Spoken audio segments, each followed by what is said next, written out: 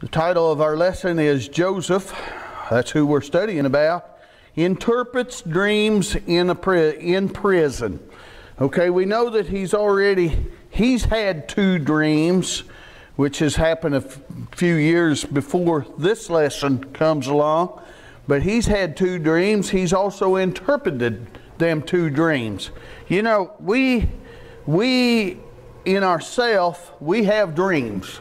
You know, and most of them that we have, a lot of them that we have, has no meaning whatsoever. You know, we have a dream. I know some of the dreams that I have is so silly and stupid that I can't even hardly repeat them, you know, by the next morning. And some we forget about, you know, and of course dreams are caused by different things. Sometimes why we might have ate too much liver and onions or something and caused us to dream that night, or we ate too much pizza or something to that effect, or something happened in our life that you can kind of associate your dream with what happened that day. I've had that to happen to me, you know. Well, that's kind of like what happened yesterday, you know, and all. But, you know, most dreams don't mean anything. Now, there is some dreams, though, that leaves an impression on your mind to where it really wakes you up to the fact of things. And also, dreams may come to a person that can and that is supposed to be interpreted. But now, you know, not all dreams fall under that category. But here, this dream here that Joseph is, well, matter of fact, it was two dreams from two different fellas.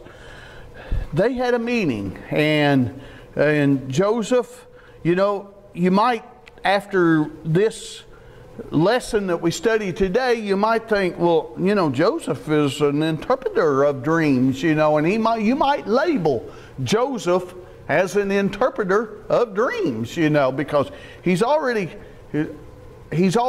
interpreted the two dreams of his. However, that's not taken place yet, but we know later on that does take place, that there is truth in his interpretation.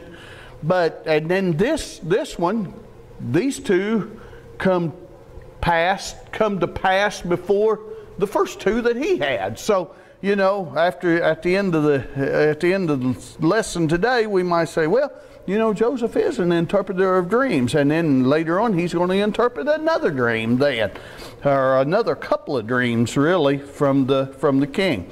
But anyway, let's look at this. Joseph interprets dreams in prison. Our memory verse: "Preserve me, O God, for in Thee do I put my trust."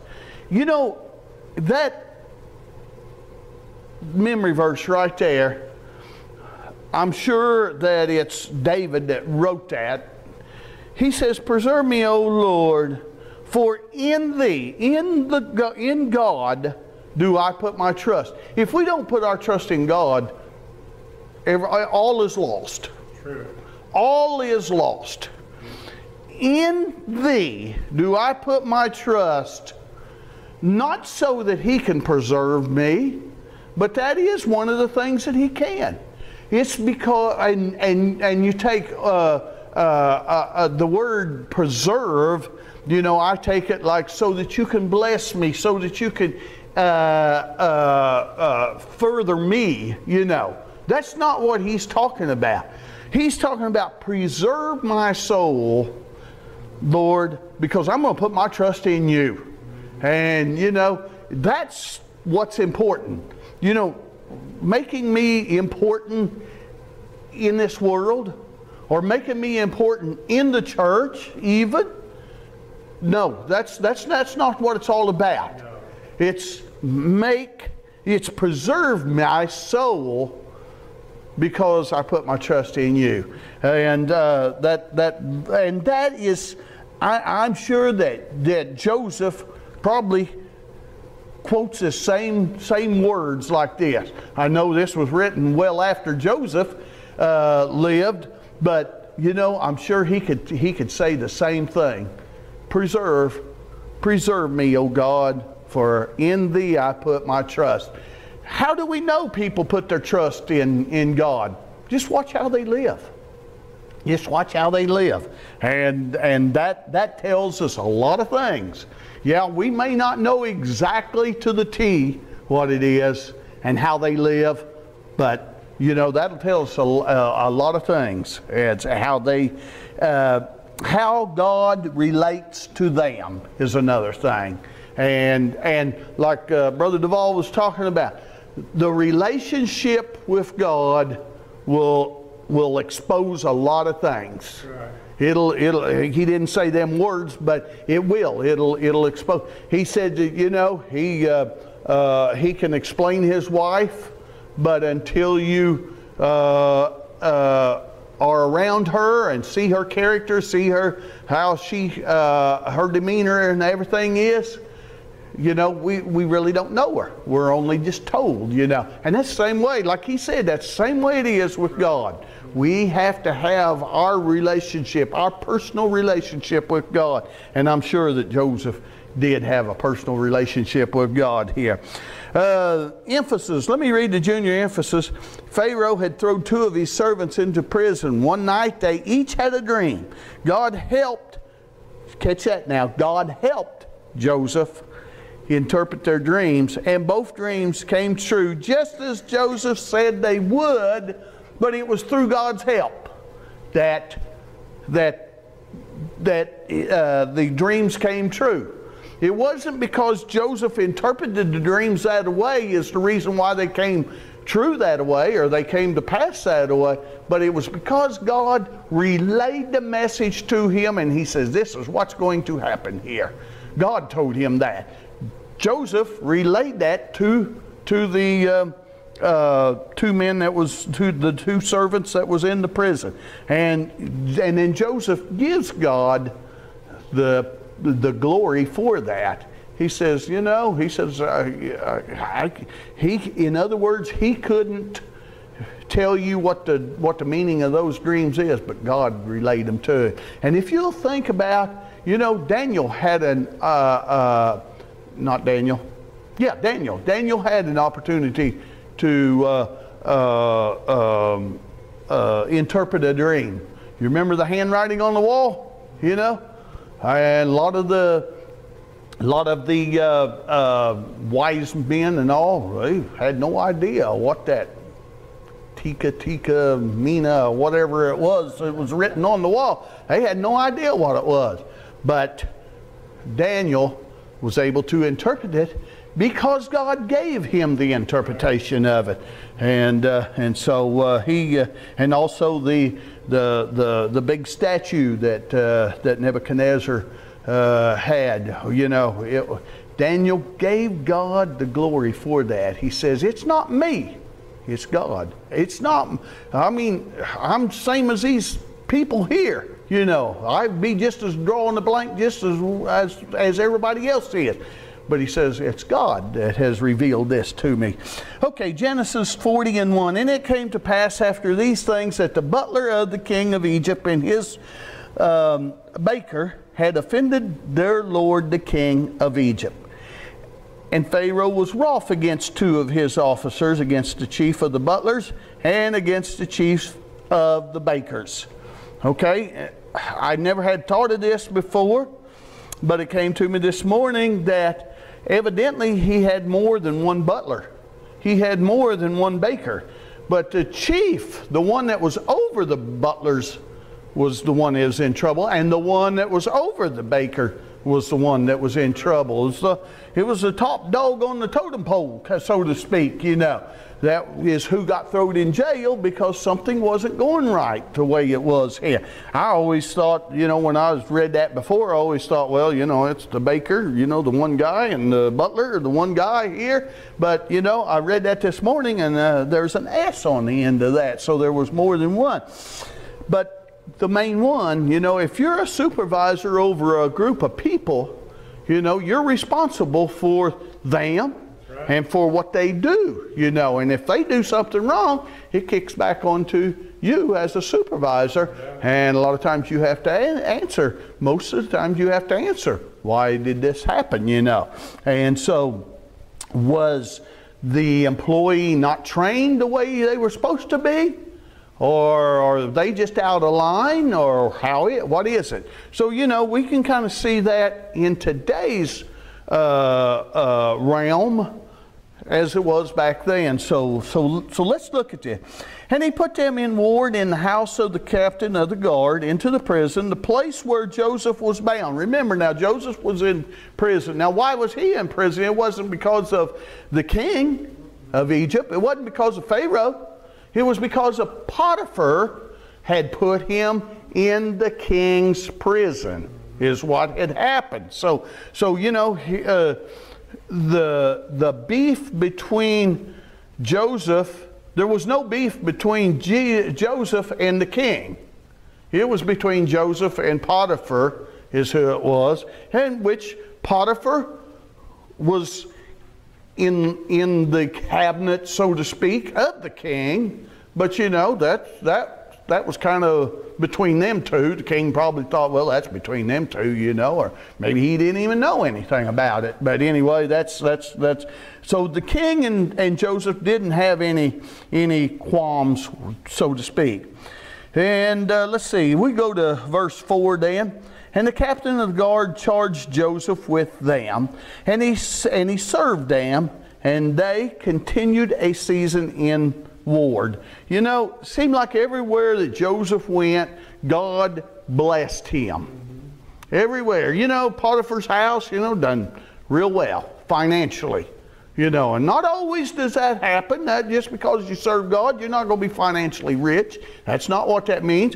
But it was to show these uncircumcised people, these Gentiles, so to speak, that God was dealing with this young man right here in Joseph. And so even in the prison, things was going pretty smooth. And the prison guard says, well, I think I can trust you. I'm going to allocate some of my responsibilities to you, Joseph. And so that's what it's talking about here, or that's the way I see it here in this verse here. And he served them, and they continued a season in ward. And verse 5, and they, that's the butler and the baker, dreamed a dream, both of them, each man his dream in one night, each man according to the interpretation of his dream. The butler and the baker, and of the king of Egypt, which was the Pharaoh, which were bound in the prison. And Joseph came in unto them in the morning, and looked upon them, and behold, they were sad. Joseph picking up on that. Both of these guys, you know, are usually pretty cheerful fellers, but you know, today there's something troubling. And he asked Pharaoh's officers that were with him in the ward of his Lord's house, saying, wherefore look ye so sadly today?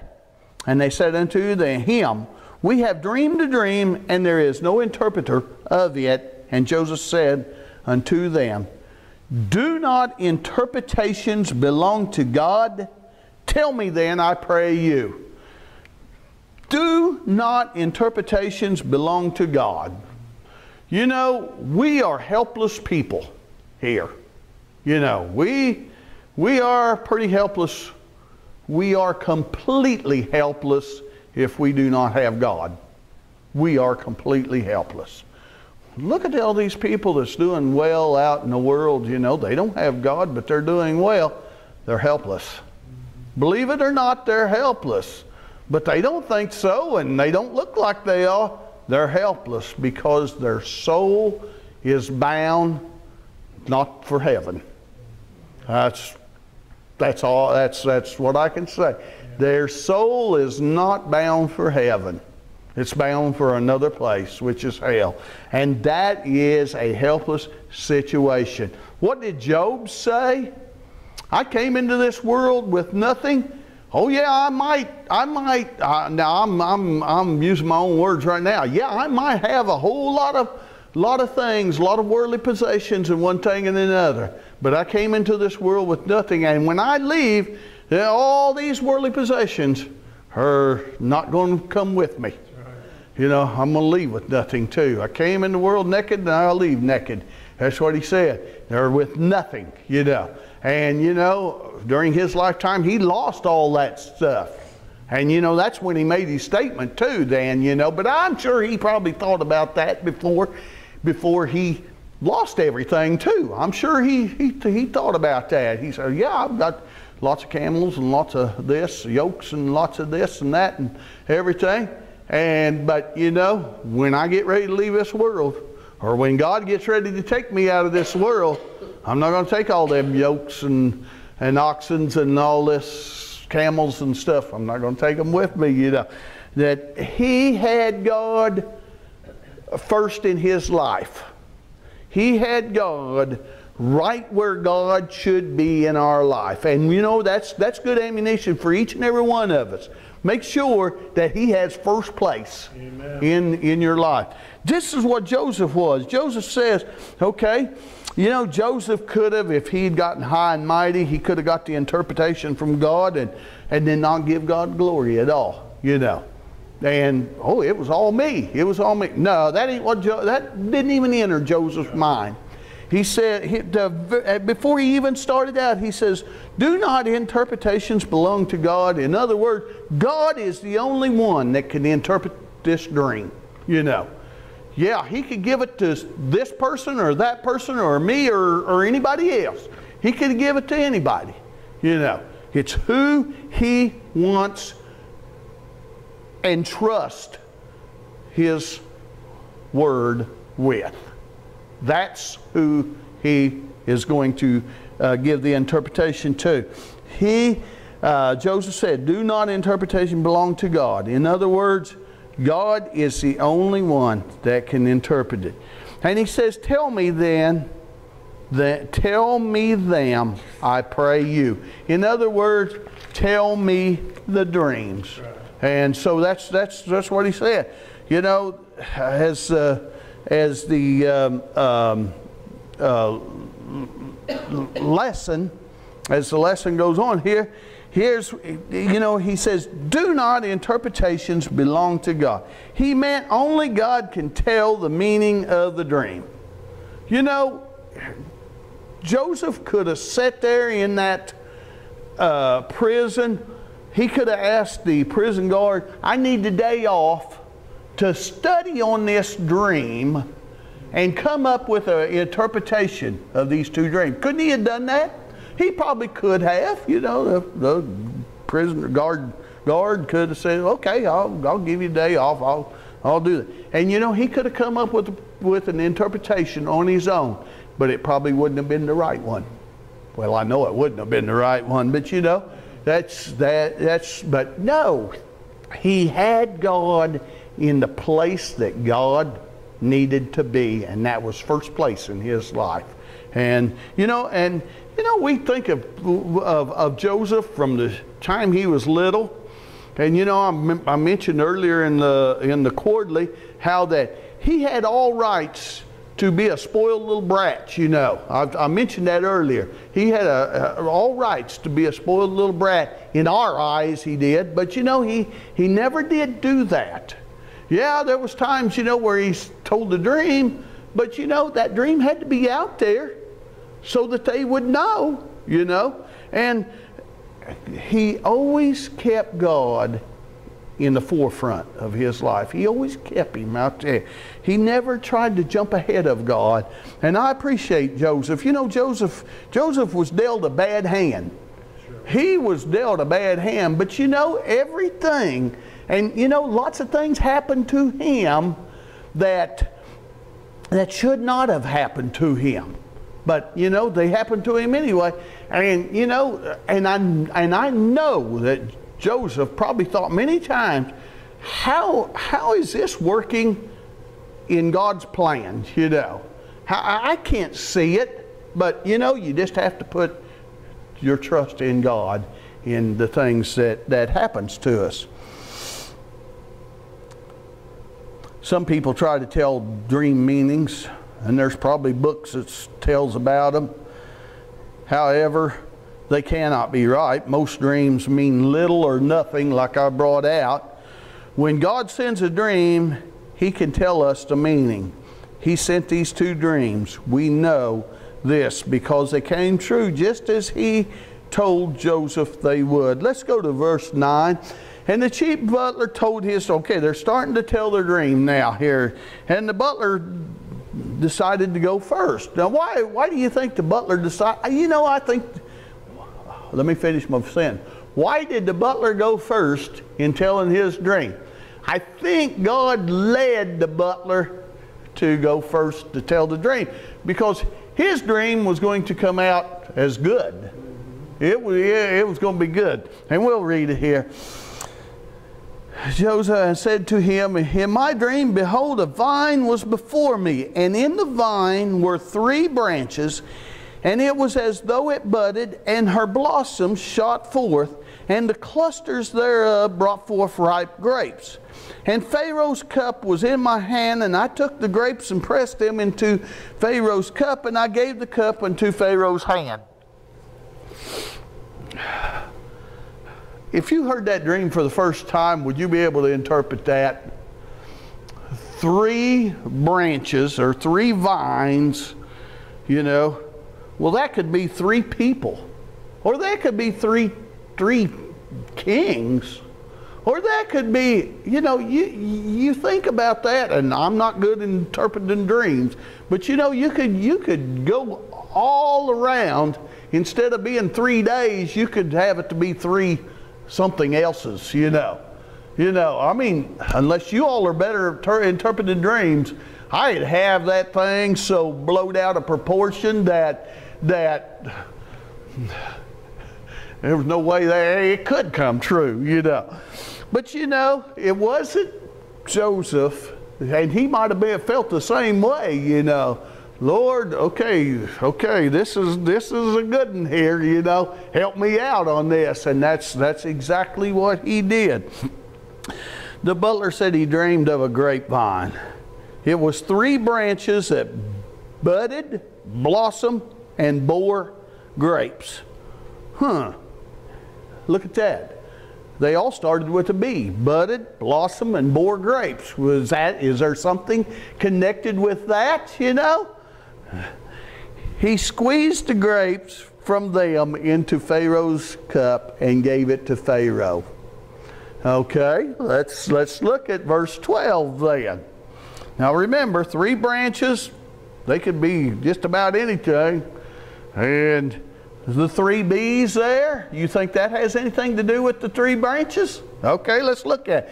And Joseph said unto him, this is the interpretation of it. The 3 branches are 3 days. You know, I like what he says here. This is the interpretation of it. And he had already said that it come from God, you know, earlier. He says, fellers, you know, he probably, well, he's talking to the butler first, you know. He says, don't think there's anything great about me interpreting this dream, because I'm not interpreting this dream. Oh, you're not? No, God is. And that's who you want to hear from anyway, he could say it, you know. And he says, the 3 branches are 3 days. Yet within 3 days shall Pharaoh lift up thy head and restore thee unto thy place, and thou shalt deliver Pharaoh's cup into his hand after the former manner when thou wast his butler. Whew. Man, I hope that dream comes true. That butler's probably saying, you know, and I hope this little feller knows what he's talking about, you know, because that sounds good to me. But think on me. Here's what Joseph throwed in on to the butler. But think on me when it shall be well with thee. Or in other words, when you have regained your position back with the king, don't forget about me down here, he says. Is that being a little bit selfish? It might be a little bit selfish, but put yourself in the prison like he is for no cause at all. Remember, He was falsely accused. He was falsely accused, and that's what wound him up here. See? Think on me. Yeah, you might think, yeah, that might be a little bit selfish, but no, I don't think it really was, you know. I think on me in here. But think on me when it shall be well with thee, and show kindness, I pray thee, unto me, and make mention of me unto Pharaoh, and bring me out of this house. Now, I don't have a beef with Pharaoh. The beef with the one that I have beef with was Potiphar, you know.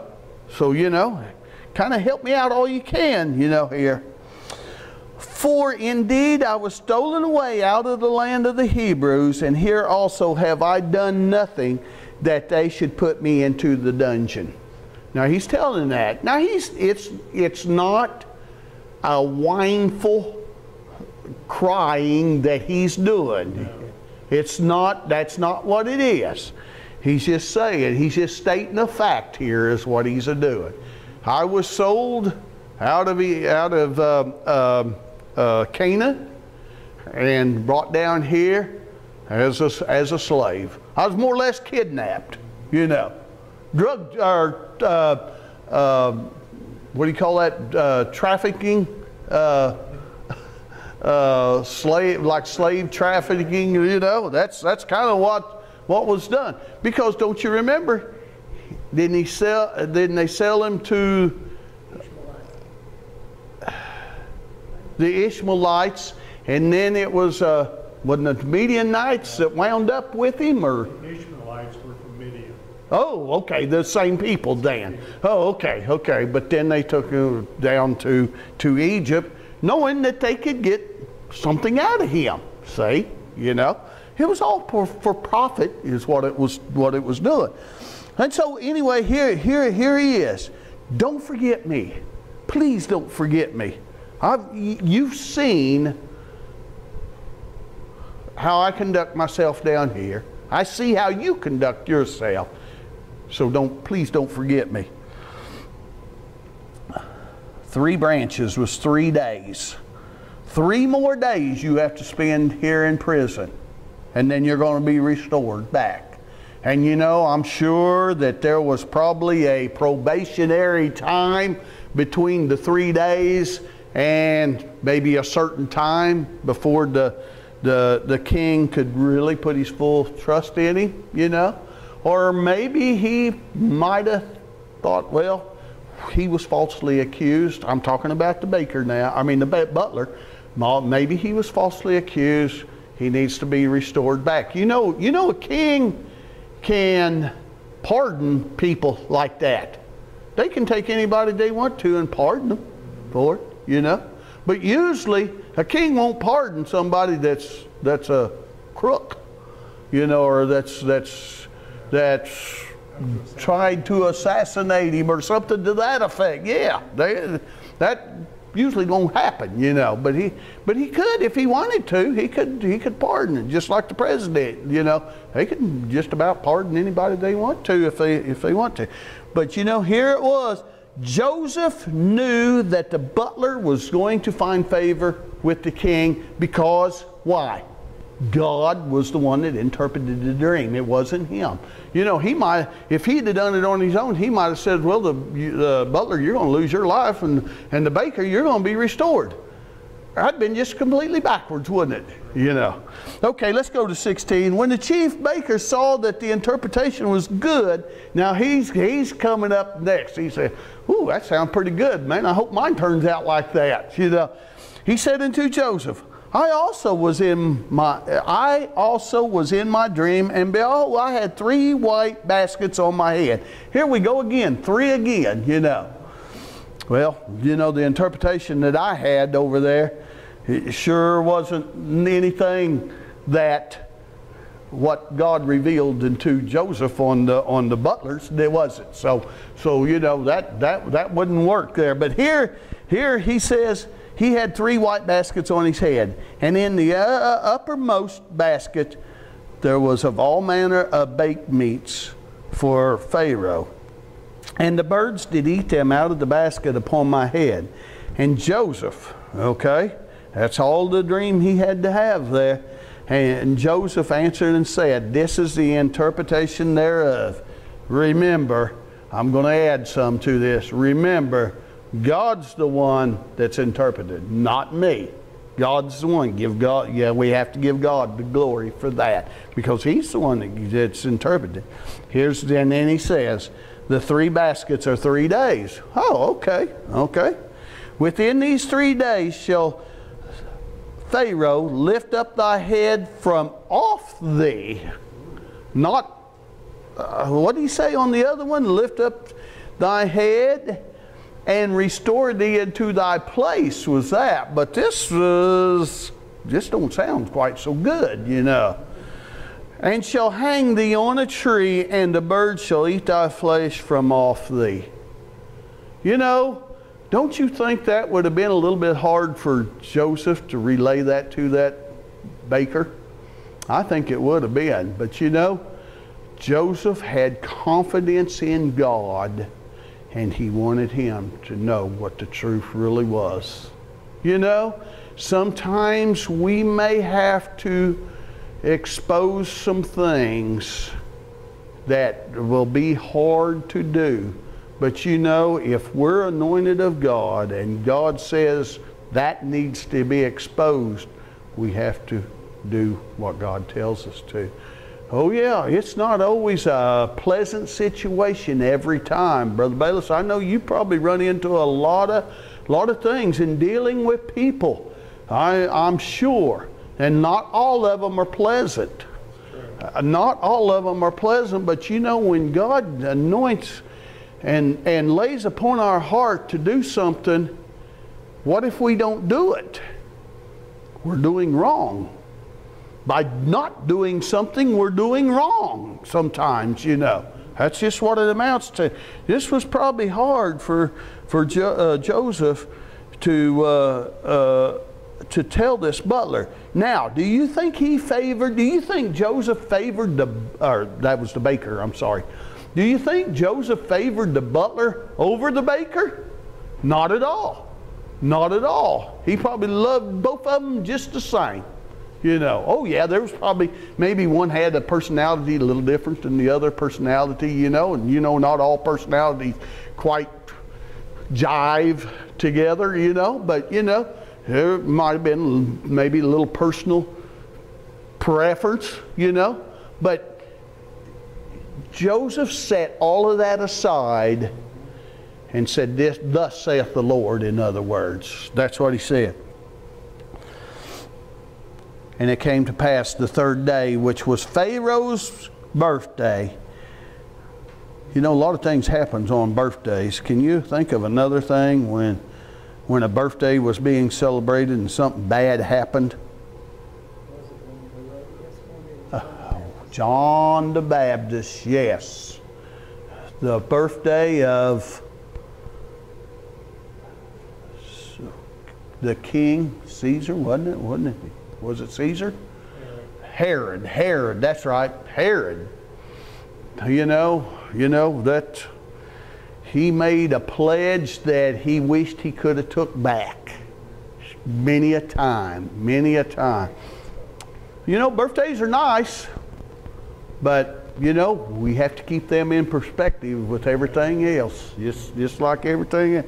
Okay, Pharaoh's birthday, that he made a feast unto all of his servants, and he lifted up the head of the chief butler and the chief baker among his servants. And he restored the chief butler unto his butlership again. And he gave the cup unto Pharaoh's hand. Don't you think that was a big relief to the butler? You know? Oh man, I'll tell you, that's never going to happen again.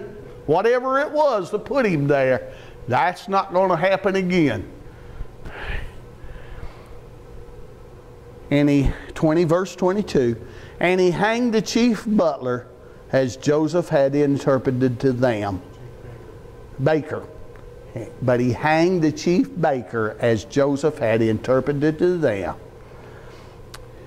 And remember, Joseph didn't take the credit of this.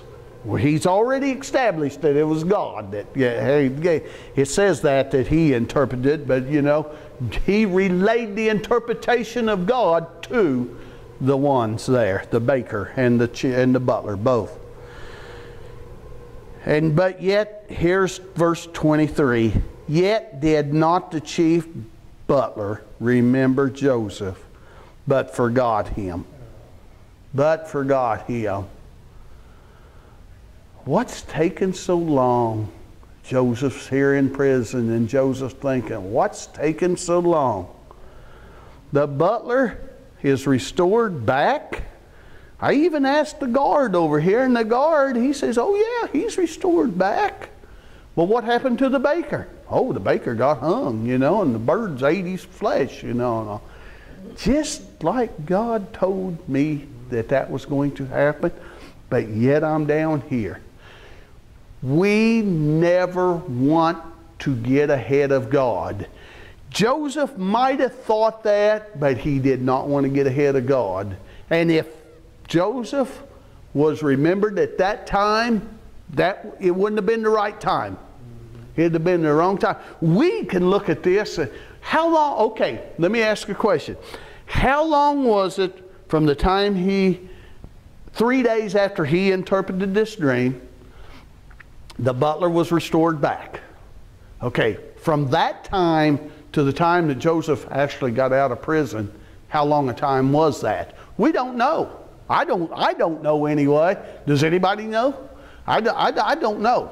You know, I don't think it tells in the Bible, but you know, there was a time in between there. And you know, if it was a week, it would seem like a long time. If it was a month, it would seem like a long time. If it was a year, it would seem like a terrible long time, and so on. You know, I could go on. I don't know how long it was. I know there was a time there.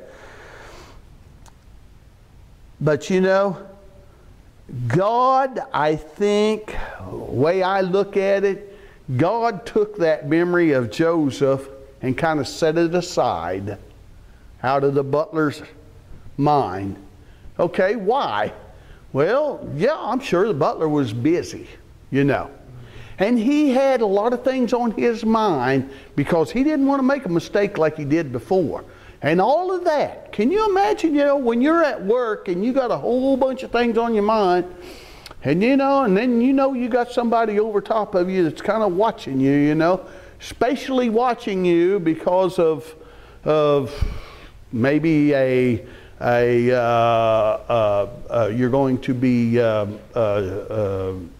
graded on, or you're going to be observed, you know, and different things.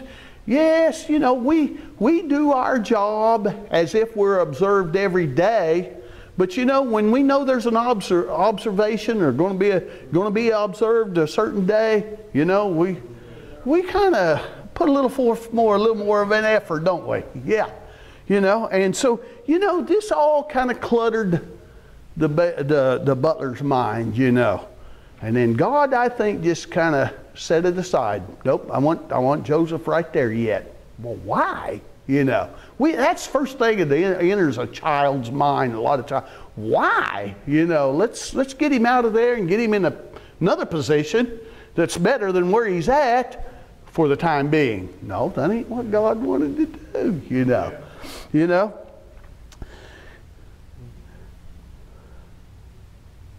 The baker did not turn out very well. You know, when he heard the butler's dream and the interpretation, he thought, oh, well, you know, mine's a little similar to that. It amounts to 3, you know, it has a 3 in it, you know, and oh yeah, maybe that's great for me. But no, the butlers turned out good. The bakers did not. We don't know the reason why one was spared and the other one was left. But you know, God had a purpose for Joseph in both of them, even though he had to tell the baker that his was not going to turn out so well. He still had that. He knew that it would be no good to tell the baker, remember me, because the baker wasn't going to be around much longer, you know. He knew that the butler, it was going to be well with the butler. And now, he can repay Joseph's kindness by speaking to Pharaoh in his favor. You know, that's written here in the lesson, but you know, I don't know if that really is the case there, you know. Joseph knew that what God had interpreted to him was actually going to come true, and he had all the confidence in God. He had all the confidence. And you know, I think he mentioned to the butler, he says, just remember me down here. Okay?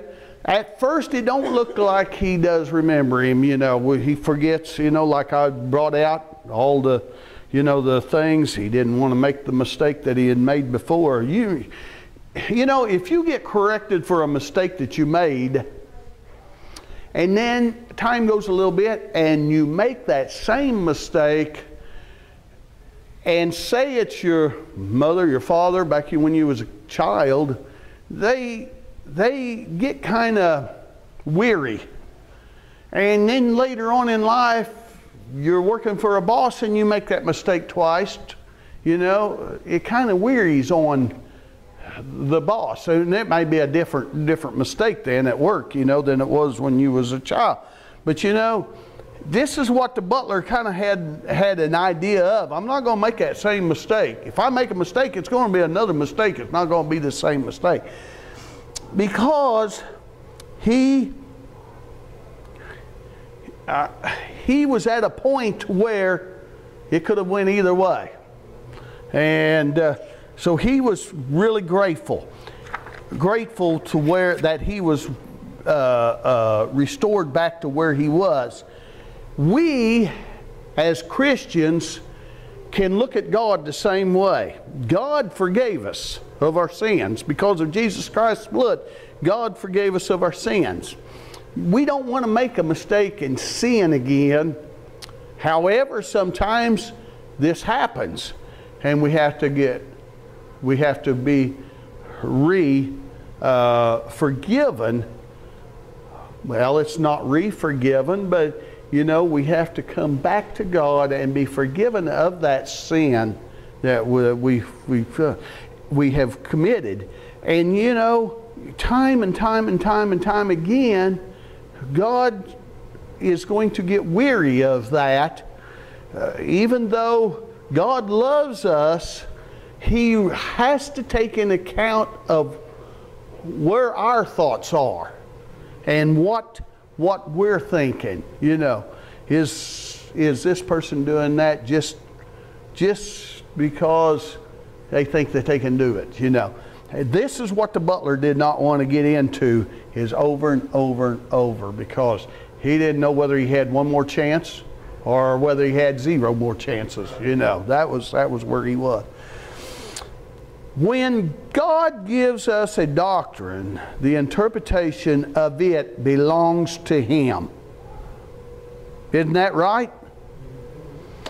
When God gives us a doctrine, when He gives us an explanation of the Word, the interpretation belongs to Him. He has given us both doctrine and explanation in the Bible. He tells us that no prophecy, a message from God to man, of the Scripture is of any private interpretation. For it came not by the will of man, but holy men of God spake as they were moved by the Holy Ghost. And you know, we have to keep that in perspective. And you know, God might give us an interpretation of a doctrine or of the Bible. And you know, it's not that we are so great a person to know that, you know. We have to be like Joseph in that respect, that This interpretation is not what I have come up with, but it's what God has come up with. This is the truth. And I believe it with all my heart that it is the truth, because God spoke to me on this. But it's not my interpretation, it's God's interpretation. And that's the same way we have to be. Joseph did that when he interpreted the dream, that he said that was God's interpretation. It's nothing on me. Let me read something else here, gratitude. The butler probably meant to present Joseph's case to Pharaoh, but he forgot. He was so absorbed in his own affairs that anyone's trouble did not impress him deeply. That's what I was trying to bring out. Do we fall into this predicament ourselves? We have to be very careful, that we don't want to get ahead of God. And probably if the butler did mention Joseph to Pharaoh at this time, it would probably been getting ahead of God. But when he did mention Joseph to Pharaoh, it was the right time. We'll run into that, I'm sure. It was the right time. Joseph might have thought, boy, just as quick as I can get out of here is going to be the better, And that's the way I would have felt, too. Quicker the better out of this dungeon place. But nope, that wasn't on God's agenda quite yet. Anyone's trouble did not impress him deeply. Gratitude is a necessary virtue in the making of a complete Christian character. Gratitude is thankfulness joined with a desire to benefit those who have benefited us. Our gratitude is due first to God and then to all those whose lives has touched ours in blessing. Gratitude comes not by trying. No, the love of God in the heart makes gratitude a natural feeling. Then the thought and the will join in gratitude's fulfillment. Joseph, being a type of Christ, suffered many things, and a lot of it was false accusation that was brought upon him. But we can see a type of Christ in him, and as we study this, we're going to see how he was able to save his family later on down the line. So I'm going to leave that with you.